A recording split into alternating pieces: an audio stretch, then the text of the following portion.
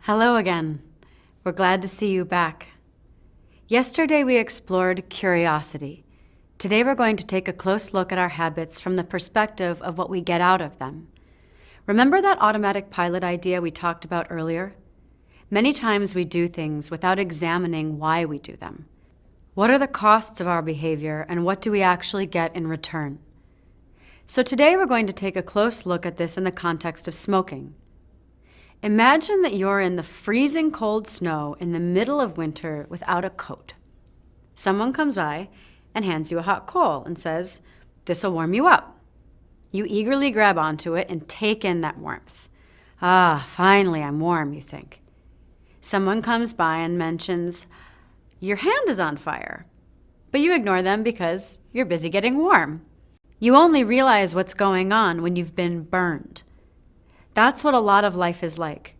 We have a need like staying warm or not being stressed out, and the mechanism we choose, like holding on to a hot coal or smoking when we're stressed, gives us warmth, but the cost is getting burned. This seems crazy. There's got to be a better way. The funny thing is that when you really see what you get from holding this hot coal, you don't need to think about what to do. You see that your hand is burning and you just naturally drop it.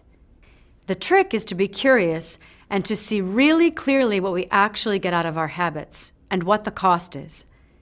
How much is smoking actually burning us rather than keeping us warm? If we don't see that clearly, we won't know to drop it.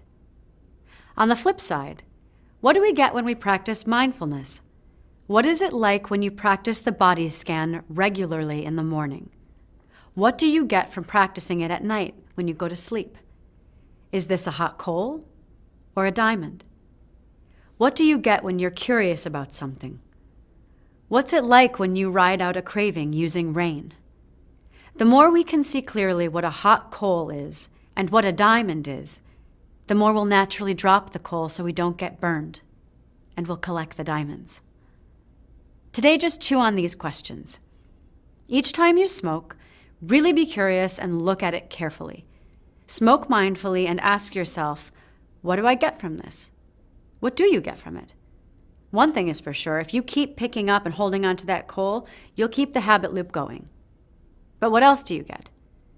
What are the costs of smoking? And I'm not just talking about money in your pocket. And continue to build up your curiosity, both with curiosity practice, like we taught you yesterday, and when you're using rain to ride out your urges.